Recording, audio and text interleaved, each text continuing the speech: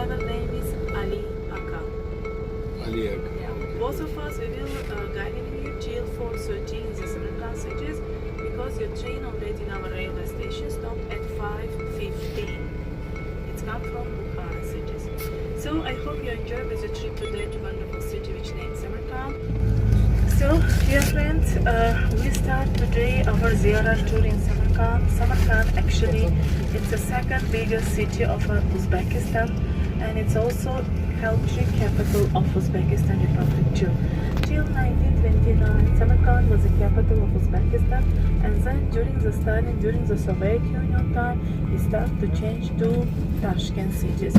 That's why today Samarkand is the second biggest cities and second country capital of Uzbekistan Republic. Now you know our independent days is 1991. So 1st of the September from 1991, every year's 1st of the September we are celebrating independent days of Republic of Uzbekistan. But you know the politics of Uzbekistan is democratic republic. But main religion, alhamdulillah, we are Muslim people. But during the time of the Russian, a lot of our culture and religion was damaged. That's why today more we are free, more liberal Muslim people maybe in the world. So we are Muslim actually in our heart and in our mind. So of course the political time of the Stalin beginning 20th centuries in the Soviet Union Republic, which is including 15 republic in that moment, was atheism time. No God, no church, no mosque, no any religion. Everybody was full of Lenin, communism, social time. That's why slow step by step our elder parents, they forgetting about religion. But in that moment, who was options by finance, by budget, they can move to Saudi Arabia, to Pakistan, to Afghanistan, to other countries where it was still that moment strong religions. That's why who is left here, of course, full of politics, change mind, opinions, and of course a little bit traditions and culture. But still nowadays we have a lot of respects of Muslim religions in our, of course, natures. Mostly of the people not to pray 5 times in the day, but they fasting, for example, not eating pork, or not, for example, drinking, you know, straight. But not only full Muslims, you know, not full Muslim traditions. So our city, it's a historical city. It's very famous in Uzbekistan. Actually, in Uzbekistan, if you travel and not visit in Samarkand, means you never to be in Uzbekistan. It's a visit card of our republic. Our history is very long and very ancient. In 2007, we are celebrating 2,750 years of jubileum of our city. So ancient part of Samarkand have a more than 2,000 years history and was destroyed by Genghis Khan. Everybody of us know about Genghis Khan empires, right? So about Mongolian. They conquered a lot of countries of the world, and every time after them nothing's left. So ancient Samarkand named Marakanda, or historical name today changed to Afrosiab, like your fast train which you came today and go back to Tashkent. It's up to ancient name of Samarkand, Afrosiab. Have 220 hectares of the areas and have more than 2,000 years history. Start before Christ, during the Alexander the Great. Ancient Samarkand was conquered by the Alexander the Great. His favorite beautiful wife, one of the wives, she was from these areas. His name is Roxana, or in the history you know Roxana. Yeah. Roxana, she's actually from our areas. So later this area was conquered by Iranian. So Dari first, Dari second. So they bring here Zoroastrian religions before Zoroastrians till now you can to feel in Iran. They predict it as a god fire, water, areas, you know, and earth. So here is was also Zoroastrian religions, and our culture, a lot of things is mixed with Iran, and our language is also common to Iran. It's one family of the languages we are speaking mostly Samarkand, Bukhara population in Tajik languages.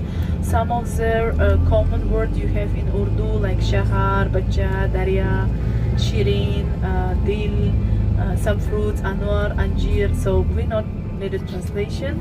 After this one, Torah, Urdu Malum.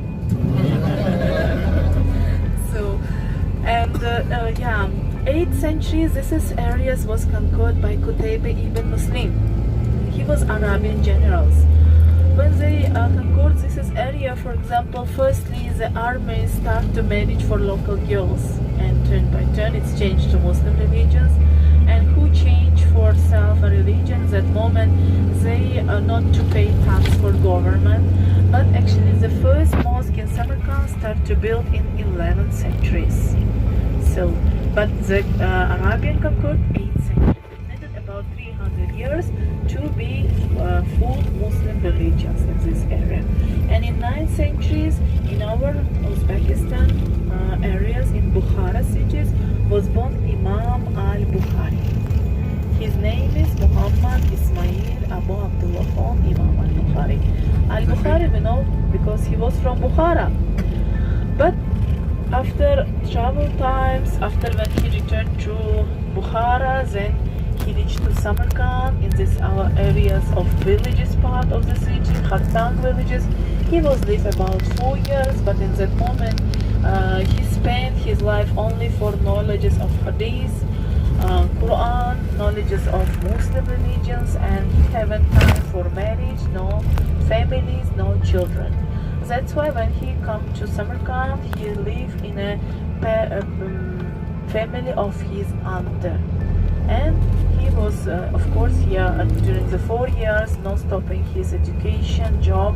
He was teaching a lot of children in the madrasa of Hadith knowledges.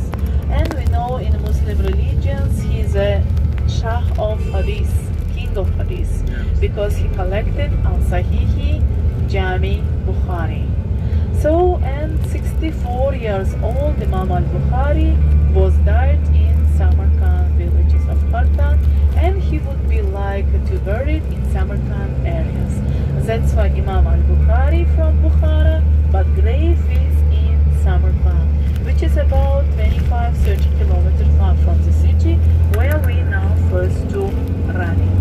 And the empires of Timur named Mavera Nahar, like a country between two Nahar, between two rivers. Yeah, Amudarya and Sirdarya, Saihun and Jaihun. So we know about Silk Road. Silk Road actually starts from China, cross areas of Uzbekistan, go to India, to Pakistan, come back Afghanistan, then go to the Europe. It was really very long way and long time. But if Amir Timur reached in each countries, not to China actually, he saved this road. And that moment, 14th centuries, every businessman who starts the way from India, doesn't matter from Europe or from China, they come to Uzbekistan. It was the oasis which is saved by Timur, and here was 30 stop places where they can to stop to make him barter, sale, bargaining, buying, and go back home. Means shortcut. More short the way, more short the time. But Uzbekistan again was rich because here is main part of the Silk Way, Silk Road. It's the main market bazaar over here. That's why our faces is again mixed, our culture is again mixed. Some of the tradition came outside, some of the tradition from the culture of Muslim religion go, and yeah, that's why it's very different nationality and different cultures in Uzbekistan still nowadays. So Amir Timur, he was ruled 35 years. Samarkand was wonderful time. Rio Gonzalez de Clavijo, he was ambassador from Spain. He wrote in his historical book about that in the narrow street of the city, the young children playing not like stone, they playing gold coins. It was about 9 garden of the Timur, and this part of the city we are known as Madrid Mohalla, Madrid, up to Spain capital, because Rio Gonzalez de Clavijo, ambassador from Spain, he lived here about 4 years, and he would like to more spend his time in this garden of Timur. That's why later this is area changed to name of Madrid. Madrid. Up to Rue Gonzalez de Clavijo. So after Amir Timur time, when he was died, 69 years old, it was excellent age in that moment, because normally people live 50-55 years only. But he's military leader who every time travel in the horse, every time fight, every time war conquered, but he was died with his fluence problem. Nature did. 69, it's respect nowadays, it's 100 years old of the people. So his body from Kazakhstan territory bring to Samarkand, because at 69 years old he would like to conquer Mongolia, China. But he didn't reach there because he was actually old. After Amir Timur, he is big man related to management resumed some historical places, dividing for two his sons Miran Shah Shahrukh Mirza and for his grandson Mirza Ulugh Beg. Ulugh Beg was young, 15 years old, but he started his ruler time. 40 years he was ruled after Timur in Mavilanahar with Samarkand capital. But Ulugh Beg, second generation of Timur, no military leader. He is scientist, astronomer, mathematics scientist. During the Ulugh Beg, actually in Samarkand was famous astronomer subjects and observatory of Ulugh Beg. He was built madrasa in Bukhara, English Divan in Samarkand, but madrasas was not only religion education, that it was like first university. So 15th centuries in Uzbekistan, it's a time of knowledges. A lot of scientists came from Baghdad, from Turkey, from Iran to Samarkand, because it was saved by ruler.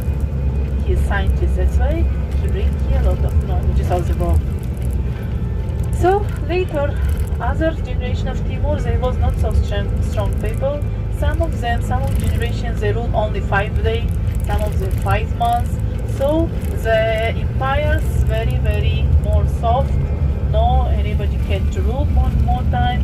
Then Zahriddin Mirza Babur, he was born here. 12 years old, Zahriddin Mirza Babur, 5th generation of Timur, started his job as a ruler. But he ruled only 4 years. Then here come nomadic dynasty of Shaybani Khan, Babur. He is not military leader, he is only a ruler who liked to painting miniatures, poems, reading, so he was also actually scientist, you see. Then for Babur, helping king of Iran and Afghanistan. First he reached to Afghanistan, after Afghanistan, Pakistan, and he ruled in Hindustan. Babur generation, Babur. His generation as Shah Jahan, Akbar, Aurangzeb, Humayun, all of them was in India. Then Muslim culture from here reached to India too.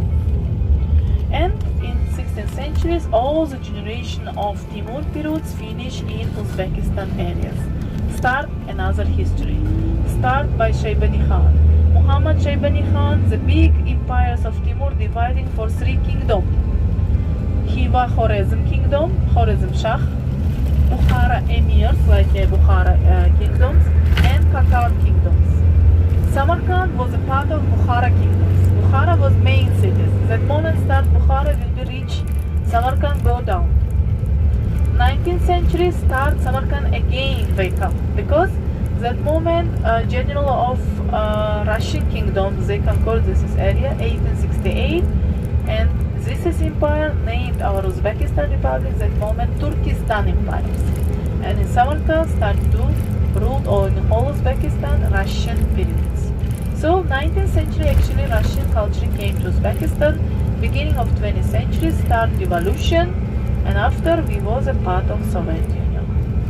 So this is a main history of Uzbekistan and main history of Samarkand. But nowadays we are free.